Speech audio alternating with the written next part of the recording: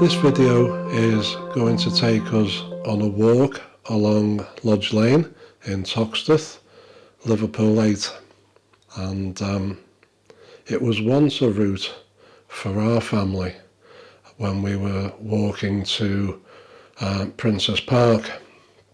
We would leave our house in Home Street off Smithdown Road, walk to the top of Smithdown Road where the Boundary pub is, take a left turn and walk the full length of Lodge Lane to where it meets Croxteth Road, and we would take a right turn up towards Princess Avenue and then take a left into Princess Park through the gates. Now this is a walk I haven't done for around about 62 years. I would have been 3 the last time I did this particular walk along Lodge Lane. So I'm not an expert on this road, but I wanted to make the video about it. So I can only tell you the things that I do know and the things that I've researched and things I remember. But I don't know everything about it. So the things I don't know, I'm going to have to miss out. But if you know things that I don't, if you want to drop a comment below, if the comments are interesting enough, I'll come back and make a second video about the places that I've missed. Lodge Lane is around about a mile long, so I'm going to walk the full length from the Boundary pub with its junction with Smithdown Road, Tunnel Road and Upper Parliament Street. I'm going to walk the full length to its junction with Croxteth Road, and I think there's a short length of Lodge Lane right at the end which becomes Sefton Park Road. I'm not sure if that was always a thing. I always thought this was Lodge Lane the full length, but I might be wrong. But we're going to include the Sefton Park Road part as well, which joins up with Croxteth Road at the junction. That means I've got to walk 2 miles, as I've got to walk there. Okay, hope you enjoy the video. Right in front of us is Lodge Lane, the subject of our video today, and its junction with Upper Parliament Street, Smithdown Road and Earl Road. And this is what that junction looked like back in 1967. At least the caption in the photo says 1967. It could be earlier. Anyway, this is the junction with Upper Parliament Street, Smithdown Road in front of us, to the left Earl Road, and to the right is Lodge Lane. And that's the Boundary pub, which sits on the corner of Smithdown Road and Lodge Lane. Lodge Lane is a road which has seen many changes, even during my lifetime, and we'll explore some of those on our journey. If you've been away from Liverpool for some time, you'll probably notice that Lodge Lane has changed from being largely a white working class area to a diverse multicultural area. I think a lot of that change has happened since the 1980s.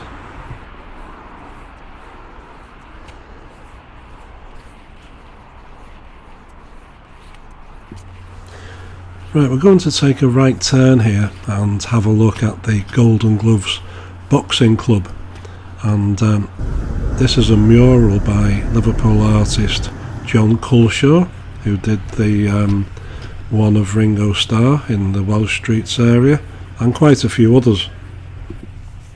The Golden Gloves dates back to 1947, but in different locations, not here. Today it's owned by a guy called Wayne Smith, who used to be a kickboxer. And this is Wayne standing with his new mural. Now this photograph was taken in 1968, and it shows one of the other locations that the boxing club used to inhabit, and this one is in Admiral Street.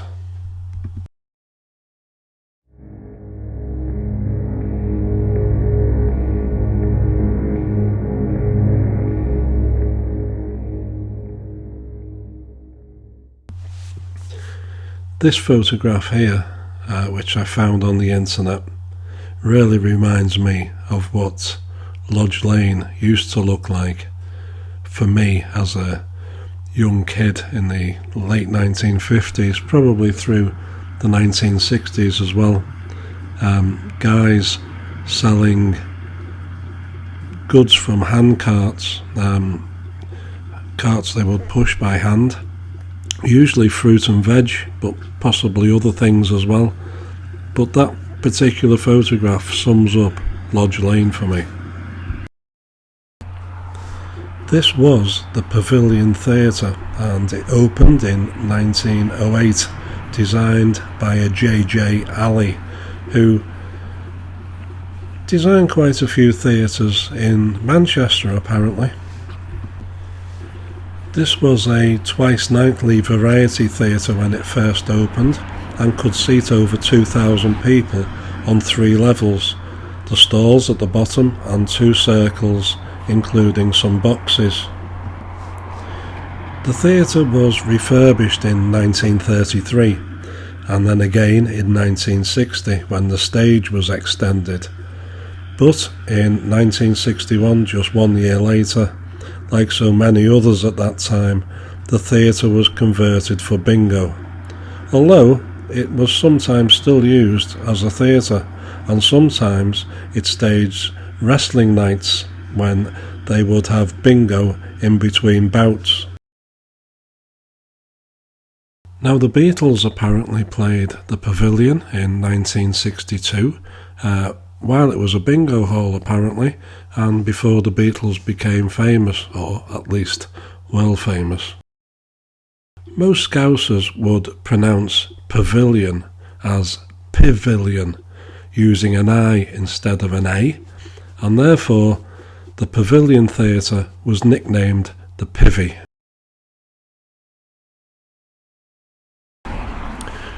So this is Lodge Lane Library, probably better known as Edge Hill Library. There's already a Toxteth Library further down Upper Parliament Street. This was built in around 1931, and it closed as a library around about 2011 or 2012 due to government cuts. I think it's being used as offices now, that's what I heard, but not a great deal of activity at the moment, so who knows.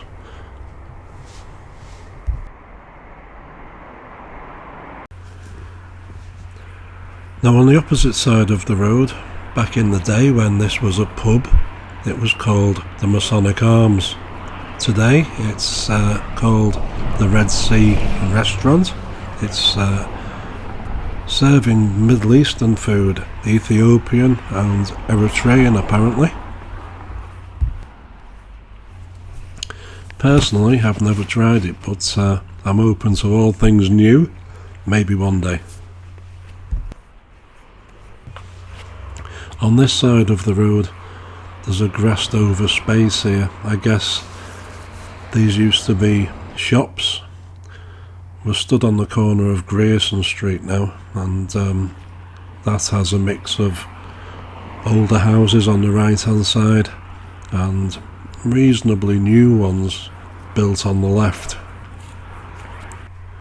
I'm going to guess that this was damage done during the 1981 riots. Never been rebuilt, just left as a piece of grass. As you can see, the houses on the right hand side here end abruptly. I can't remember what actually stretched up from here to the corner with Lodge Lane. The Old Dark Pub looks like it's now a kebab house. I might be wrong there, it's definitely selling food anyway. I think you really have to look at the recent history in this particular area to understand what's happened, because there are a lot of gaps and a lot of areas where once there was buildings and now there isn't, and a lot of that dates back to 1981. There's a real diverse mix on this road these days. There's still some traditional English shops here, but a lot of the shops are now owned and operated by Middle Eastern people and Africans. It's a real diverse mix. Now just in front of us there is a fruit and vegetable market, and I noticed there's one on Smithdown Road as well. And if you're really short of tomatoes these days in your local Tesco or down the Asda, it might be a good idea to come here because they've got loads.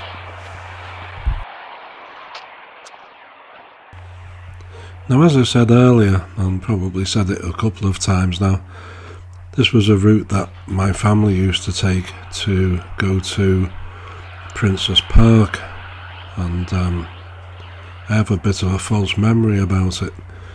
Another piece of wasteland here. That high rise in the distance there is on the corner of Sefton Park Road and Croxteth Road, and that marks the end of our walk today.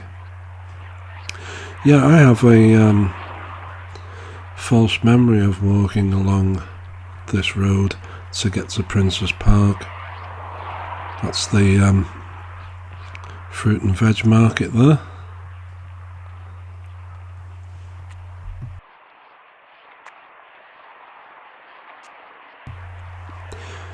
My memory is walking along Lodge Lane to the end, and just to the right I remember the gates of Princess Park, and that just isn't accurate at all.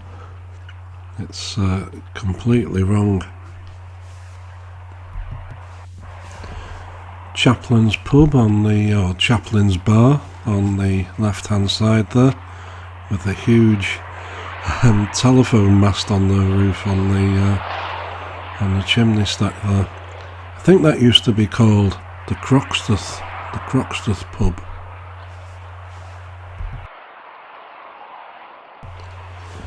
Anyway, where was I? Oh yeah, the memory of walking to the end of Lodge Lane, or to the end of Sefton Park Road as it is, and seeing the gates of Princess Park.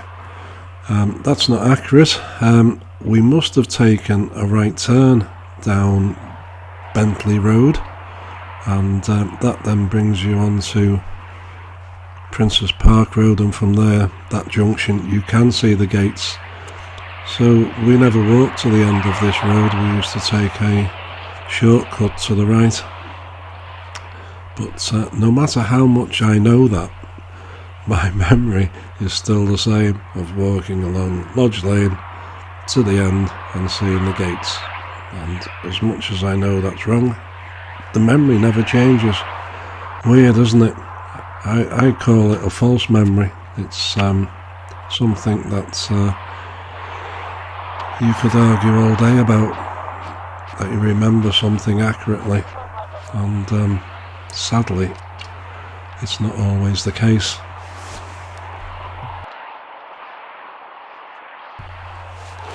Now the shops here give way to residential property, and where those three bollards are, Lodge Lane ends and Sefton Park Road begins. And this on our right hand side is Bentley Road, and this is where we would have taken our shortcut to Princess Park back in the day.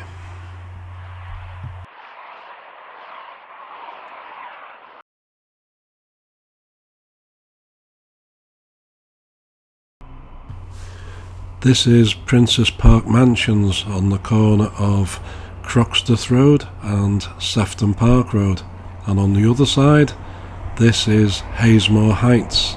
A top floor flat in this block can cost you 52 grand. It's actually 15 stories high. I bet the views from the top are absolutely amazing. Now if I can just cross these roads without getting run over, we can start our walk back, and this is the Sefton Park Road end of what I would call Lodge Lane, and as you can see there are quite a few reasonably new build apartments and houses at this end on both sides of the road, but predominantly on the right. Now I don't know if these were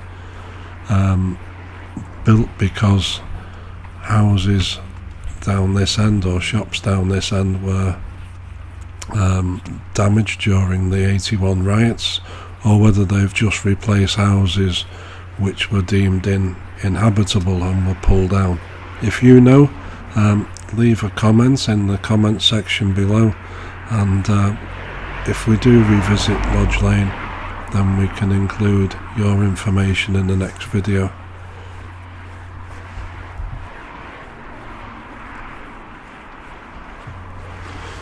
Now I've mentioned the riots a couple of times now, and I don't really want to go into too much detail about them because it's a subject which is too long and too complicated to include in a short video like this, and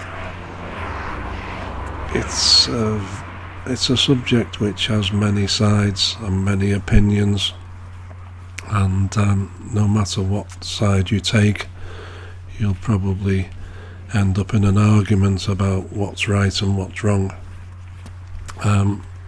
But I will give you a little bit of background into what happened on this particular road, and it explains why there are some gaps and some missing buildings which are quite obvious.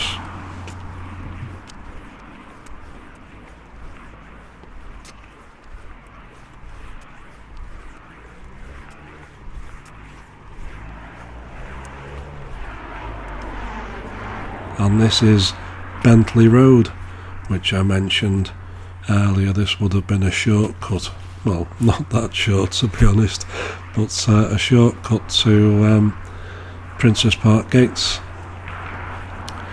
and this is where the shops begin, and we are definitely now back on Lodge Lane.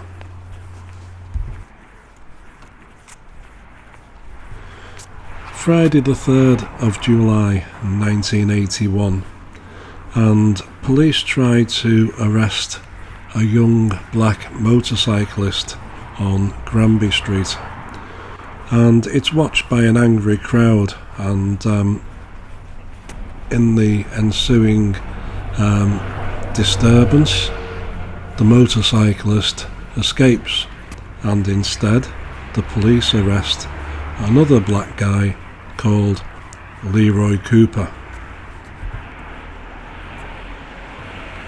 Further disturbances followed, and the next day, the Saturday, basically it turns into a full-blown riot, and it's Sunday the 5th of July when those riots spread down Upper Parliament Street and hit the junction with Lodge Lane. Many of the shops in this road were looted, and many of them were set alight. There's a video on YouTube which is by the people who were involved in the riots and people who lived in the area, and nobody really knows why these events happened. The looting of local shops and setting fire to people's businesses. Nobody really knows why it happened. It just basically did. It's the nature of riots, I guess. People get drawn into the excitement of what's happening around them.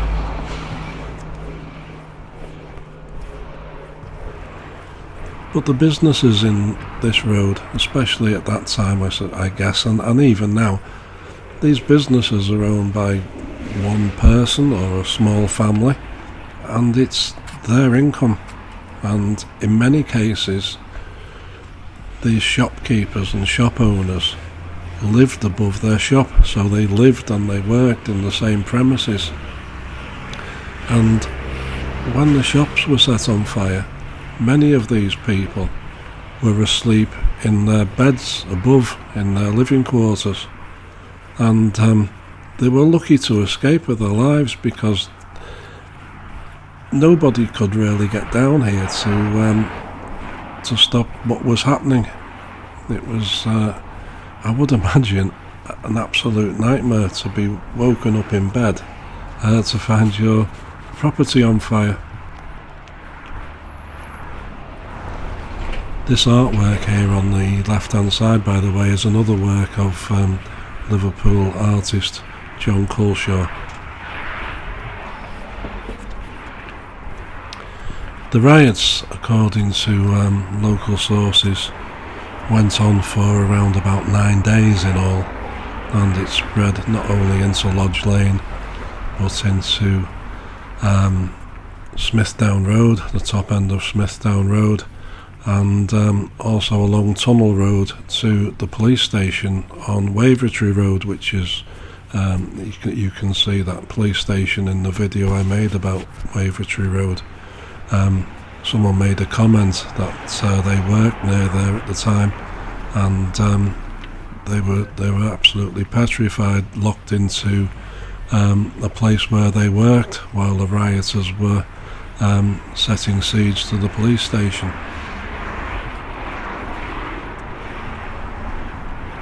The aftermath is that many of the people who owned the businesses at the time left because their business didn't exist anymore, and they moved away, probably had a lot of debt, and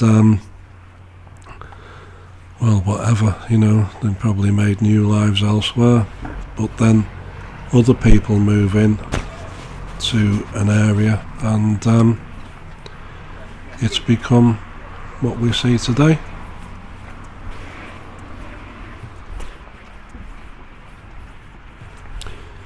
If you want to know more about the riots, there's plenty of information online about what happened, and there's videos on YouTube which are quite informative, especially the ones that are made by the people who lived in Liverpool 8 at the time.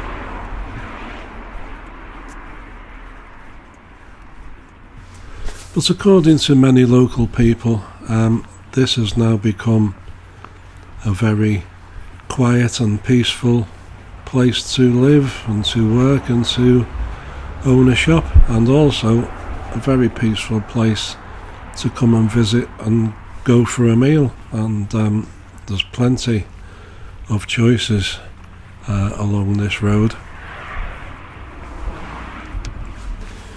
For me, it's been a little bit of a homecoming to walk along the road that I used to walk along quite regular as a young kid, and fascinating really to see the changes that have been made.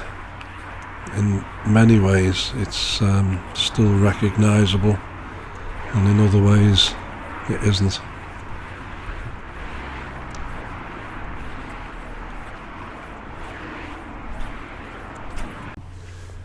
Anyway, thank you very much for watching, and we'll catch up soon.